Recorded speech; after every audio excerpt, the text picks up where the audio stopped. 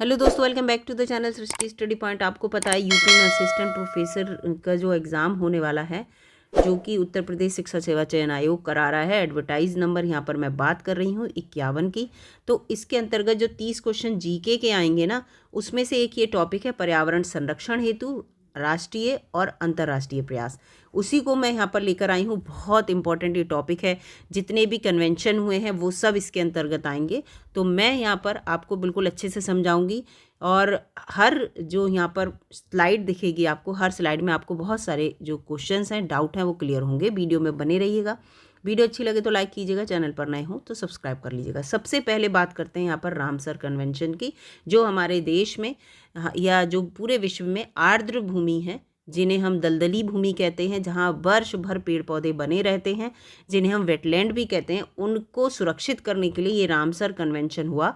और इस पर जो है देखिए, ये पर्यावरण सम्मेलन, पर्यावरण से रिलेटेड है, उन सम्मेलनों में से एक है। और इस पर जो है 1971 में क्वेश्चन आता है, कब हस्ताक्षर हुए? तो 1971 में। कहाँ पर ही हुए? तो रामसर, ईरान में एक जगह है रामसर। भारत ने कब हस्ताक्षर किए? तो 1982 में भारत ने हस्ताक्षर करे। और इसे वेटलैंड पर कन्वेंशन भी कहते हैं, जो मैं बता चुकी हूँ आपको। और इसको लेकर मैं क्वेश्चन भी बनाऊंगी अभी, ठीक है। यहाँ पर 2024 तक भारत में कुल 85 रामसर साइट्स हैं। इसकी भी एक वीडियो आपको चैनल पर मैं अपलोड करूँगी, ठीक है। ये क्वेश्चन आता है। यूपी में, उत्तर प्रदेश में जो है, ये भी बता दूँ, अब 10 रामसर साइट्स हैं, ठीक है। 10 रामसर साइट्स हैं, इसको याद रखिएगा। अगला यहाँ पर है वन्य जीवों और वनस्पतियों, वन जो वनों में जीव जंतु रहते हैं उनके बारे में, और जो वनस्पति हैं, यानी कि इसे कहते हैं हम फौना, इसे कहते हैं फ्लोरा, की लुप्त प्राय प्रजाति जो होती हैं, जो एंडेंजर्ड स्पीसीज होती हैं। रेड डाटा बुक आपने पढ़ी होगी, उस, ठीक है, उसमें भी एंडेंजर्ड स्पीसीज का जो है डाटा रहता है। तो लुप्त प्राय प्रजातियों के लिए जो अंतर्राष्ट्रीय व्यापार पर जो सम्मेलन है, उसको साइट्स कहते हैं, CITES। और साइट्स की फुल फॉर्म यहाँ पर मैं आपको बता दूँ, ये लिखी है मैंने यहाँ पर, देखिए, ये convention on international trade on endangered species, ये इसका है, ठीक है। इतना CITES, साइट्स हो गया। ऑफ वाइल्ड फौना और फ्लोरा मैंने बता दिया इसका मतलब क्या होता है। तो इसमें ये क्वेश्चन पूछा जाएगा। 3 मार्च 1973 में इसमें हस्ताक्षर हुए। लागू जो हुआ वो 1 जुलाई 1975 को हुआ। और भारत 1976 से इसका सदस्य है। और ये जो सम्मेलन है वो आप समझ ही गए इसके हेडलाइन से। लेकिन इसका उद्देश्य क्या है? ये सुनिश्चित करना है कि जंगली जो भी जानवर हैं और जो पौधे हैं, उनके नमूनों में अंतर्राष्ट्रीय व्यापार से, जितनी भी जो अंतर्राष्ट्रीय व्यापार होगा, उससे उन प्रजातियों के अस्तित्व में कोई खतरा ना हो, कि हम इतना व्यापार कर लें कि जो हमारी प्रजातियां हैं वो खतरे में पड़ जाएं। तो ऐसा ना हो, इसलिए ये हुआ। तीसरा है यहाँ पर वॉन कन्वेंशन।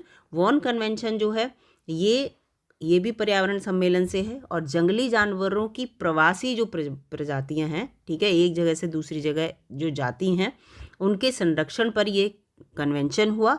और इसको प्रवासी प्रजातियों का कन्वेंशन, CMS भी कहते हैं, ठीक है।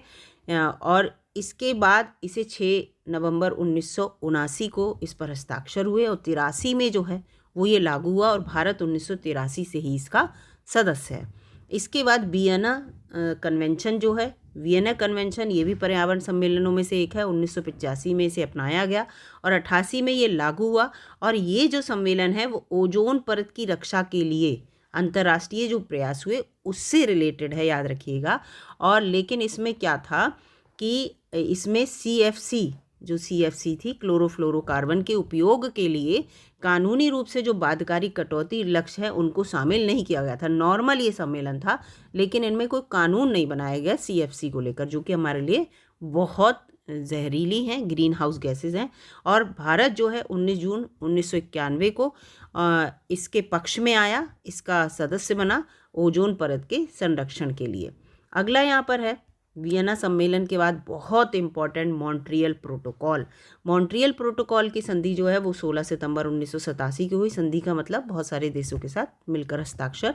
और 1 जनवरी 1989, ठीक है, 89-90 ना 1989 को लागू हुई, और इसकी जो पहली बैठक हुई वो मई 1989 में हेलसिंकी में हुई, ठीक है, ये याद रखना।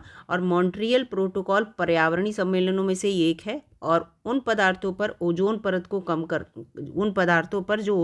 को कम करते हैं, यानी कि ओजोन परत को का क्षरण कर रहे हैं, और वातावरण में इनकी बहुतायत से जो है ओजोन को क्षय करने वाले, ओजोन को ख़त्म करने वाले पदार्थों का उत्पादन हो रहा है।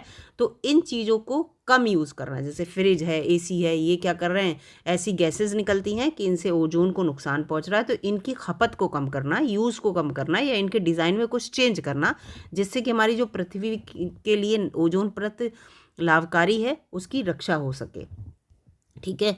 अगला यहाँ पर है जलवायु। ये याद रखिएगा कि कौन सा जो यहाँ पर सम्मेलन है वो किसके लिए है। जैसे मॉन्ट्रियल के लिए ओजोन परत से रिलेटेड है, याद रखना। वियना भी ओजोन परत से रिलेटेड है, लेकिन वहाँ कोई नियम नहीं बने, इसमें नियम बनाए गए। जलवायु परिवर्तन पर संयुक्त राष्ट्र फ्रेमवर्क कन्वेंशन, UNFCC, इसकी फुल फॉर्म देखिए यहाँ पर है UNFCC की, United Nations framework convention on climate change. अब जलवायु परिवर्तन क्लाइमेट चेंज, ठीक है, तो यहाँ ये जो है UNFCC क्लाइमेट चेंज से है, CC से आप क्लाइमेट चेंज रट लेंगे तो याद हो जाएगा। जलवायु परिवर्तन से रिलेटेड ये जो है पूरा कन्वेंशन है, और इसको 1992 में जब राष्ट्रों ने इसकी पुष्टि की तो जिनेवा में सचिवालय इसका बनाया गया, लेकिन 1996 से बॉर्न जर्मनी में इसका सचिवालय है, ठीक है, ये एक सचिवालय पूछ सकते हैं। रियो शिखर सम्मेलन बड़ा इंपॉर्टेंट है, इसको पृथ्वी शिखर सम्मेलन भी कहते हैं, और संयुक्त राष्ट्र सम्मेलन UNCD भी कहते हैं, ठीक है, मतलब नहीं, ये है जिसे पर्यावरण और विकास पर संयुक्त राष्ट्र सम्मेलन, ठीक है, United Nations convention on environment and development, ये इसकी फुल फॉर्म है UNCED की, ठीक है, पर्यावरण और विकास पर संयुक्त राष्ट्र सम्मेलन, और उसके साथ साथ पृथ्वी शिखर सम्मेलन भी कहते हैं, तो ये भूलिएगा मत, इसके 3 नाम हैं। और रियो डी जेनेरियो ब्राज़ील में 3 से 14 जून 1992 में इसकी जो है वो आयोजित किया गया था इसको, और तभी से इसको बताया जाता है इस सम्मेलन को कि ये 1992 ही इसका आंसर आप लिख कर आएंगे। वैसे क्या है, 1972 में स्टॉकहोम में इसको शुरू कर दिया गया था, लेकिन इसकी जो 20वीं वर्षगांठ यानी कि 1992 में मनाई गई थी, तब इसकी गतिविधियों को बहुत ध्यान इस पर केंद्रित किया गया था, ठीक है, पर्यावरण और विकास से रिलेटेड। मरुस्थलीकरण यानी कि जो यहाँ पर जितने भी ये जो डेजर्ट होते हैं, रेगिस्तान की बात हो रही है, जहाँ पर भूमि जो है वो ऊसर होती जा रही है, उससे निपटने के लिए संयुक्त राष्ट्र सम्मेलन, जिसे UNCCD यानी कि United Nations convention to combat यहाँ पर ये है डेजर्टिफिकेशन, ठीक है, डेजर्टिफिकेशन तो होगा ये, तो ये इसकी फुल फॉर्म है। और ये हाँ, ये हिंदी में भी इसकी लिखी है, और इसको जो है 1994 में अपनाया गया, और इसका पहला अंतर्राष्ट्रीय स्तर पर बाध्यकारी ये समझौता है कि स्थायी भूमि प्रबंधन के विकास और उसको पर्यावरण से जोड़ना है, यानी कि वहाँ पेड़ पौधे लगाए जाएं, मरुस्थली भूमि कम हो, ठीक है, ऊसर भूमि कम हो, ये है। फिर क्योटो प्रोटोकॉल बहुत इंपॉर्टेंट है, ये भी पर्यावरण सम्मेलन से रिलेटेड है, इसको 11 दिसंबर 1997 में अपनाया गया, और ये 2005 में लागू हुआ, ठीक है।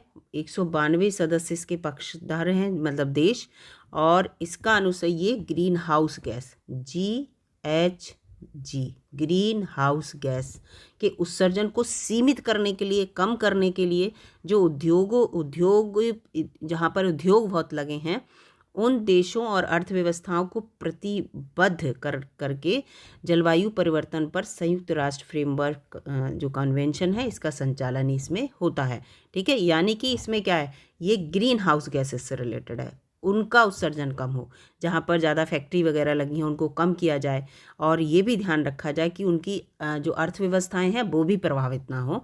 तो ये क्योटो प्रोटोकॉल इससे रिलेटेड है। इसके बाद है जैव सुरक्षा पर कार्टाजेना प्रोटोकॉल, यानी कि Cartagena protocol on bio safety, जैव सुरक्षा पर, ये जो है 2000 में अपनाया गया, और 2003 में इसको लागू किया गया। जैव सुरक्षा से रिलेटेड है, जो भी जीव जंतु पेड़ पौधे हैं उनकी सुरक्षा से रिलेटेड। स्टॉकहोम कन्वेंशन बड़ा इम्पोर्टेंट है, और ये जो है 22 मई 2001 को इसको अपनाया गया था और 2004 में ये लागू हुआ था। ठीक है, ये सब बताती रही हूँ मैं। और इसमें देखिए कार्बनिक जो प्रदूषक होते हैं से पर्यावरण और मानव स्वास्थ्य की रक्षा के लिए एक वैश्विक संधि है। अब इसमें जितने कार्बन से रिलेटेड जो प्रदूषक हैं वो स्टॉकहोम सम्मेलन से रिलेटेड हैं। ठीक है, ये याद रखना, POP। ठीक है, इसकी फुल फॉर्म आप मुझे बताएंगे। तो ये यहाँ पर ये चीज़ आप ध्यान रखेंगे किसके लिए, नागोया प्रोटोकॉल जो है ये भी पर्यावरण सम्मेलन से एक है। और नागोया जो जापान है, इसमें 2010 में इसे अपनाया गया था, 2014 में लागू किया गया था।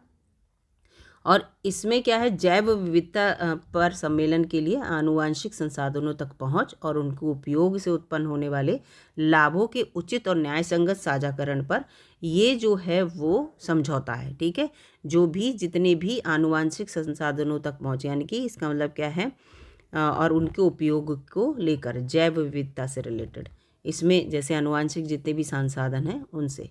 इसके बाद यहाँ पर है मिनी माता। मिनी माता आपने देखा होगा, क्वेश्चन भी आता है कि किस वजह से होता है ये रोग। तो मिनी माता जो होता है वो पारा की वजह से होता है ना, तो यहाँ पर यही वो कन्वेंशन है। और ये 2013 में इसको अपनाया गया था, 2017 में लागू हुआ था। और पारा के हानिकारक प्रभावों से वातावरण और जो मानव स्वास्थ्य की रक्षा के लिए ये कन्वेंशन हुआ और इसका एक अंतर्राष्ट्रीय समझौता हुआ।